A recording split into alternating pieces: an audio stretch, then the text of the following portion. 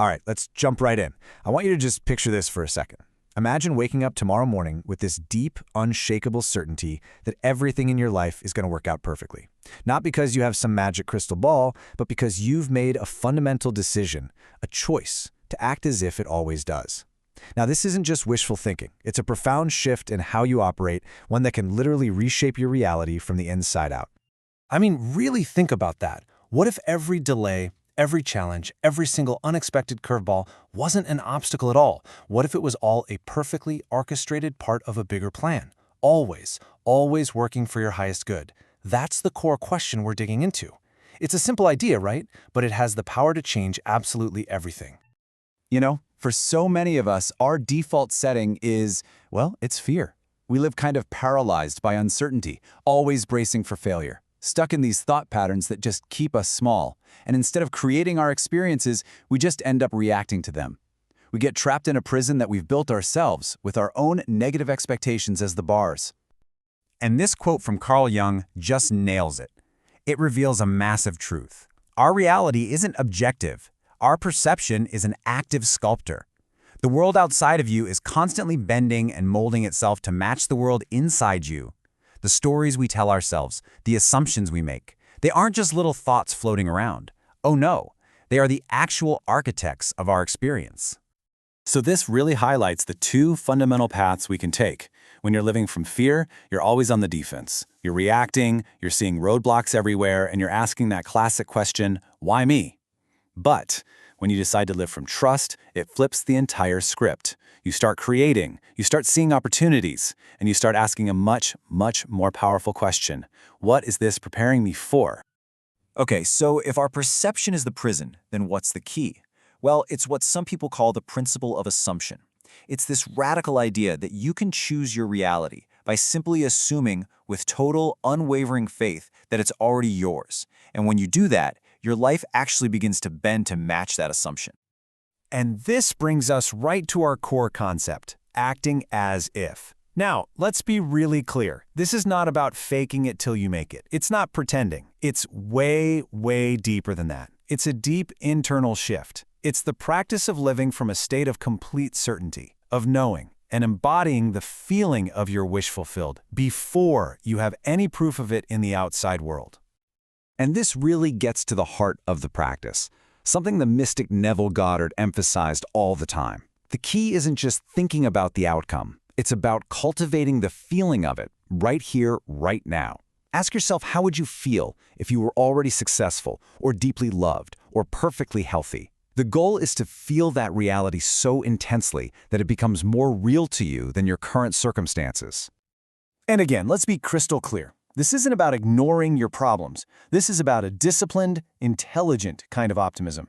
It's a strategic choice, a powerful psychological stance that interprets hardship completely differently. You don't deny the storm, you just walk into it, knowing that you're being forged by it, not broken by it. So how does this internal shift actually create external change? Well, the mechanism is both incredibly simple and incredibly profound. The story you tell yourself comes first. Always. Your behavior and ultimately your reality will always follow that script. It's like a four-step cycle. It begins with the narrative in your mind. That's step one, the story you tell. That story creates the belief you embody. That's step two. Then, this belief fuels the specific actions you take. That's step three.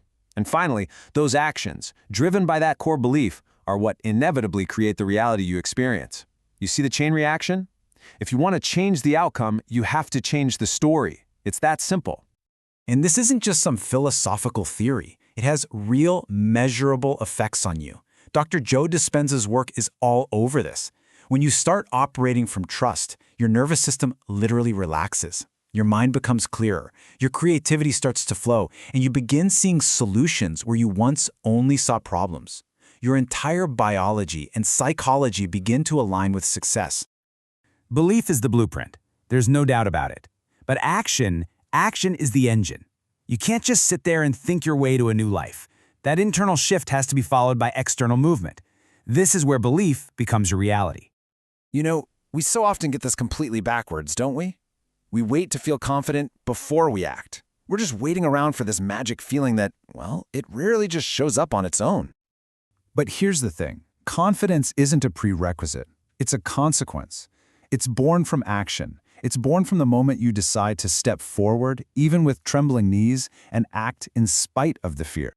It's just like Carl Jung said here. Every single time you act in alignment with the future you want, you're giving your brain new evidence. You're proving the old story wrong. Each step, no matter how small it feels, reinforces the new belief and proves to yourself, hey, this is actually working. And what's amazing is the quality of your action changes completely.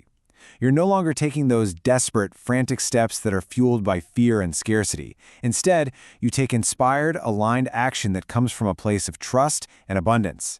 And you persist where other people would quit, because you know deep down that the outcome is already secured. So ultimately, this all comes back to a choice. We're all storytellers, every single one of us. But so many of us are living out scripts that were written by other people's fears. The real power is in realizing you can rewrite that script. You can choose the belief you carry into the world. I mean, what if you adopted that mindset? It reframes everything. Failure is no longer final. A rejection is just a redirection. A delay is simply divine timing.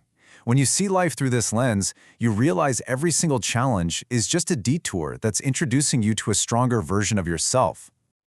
This contrast right here, this is the ultimate power shift. A victim believes life happens to them. They just react to the story, always looking for certainty. But an author knows that life happens through them. They pick up the pen, they write the story, they create meaning even from the chaos. And that's the big takeaway. Your purpose is not to be a passive observer, just getting buffeted by the winds of circumstance. You are an active creator, a co-creator with life itself. Your inner world of belief is the primary cause, and the outer world, that's just the effect. So I'll leave you with this question. The canvas of life is what it is, but the colors, the texture, and the shape it all takes, that follows the contours of your vision. Your posture is a prophecy. Your presence is a magnet.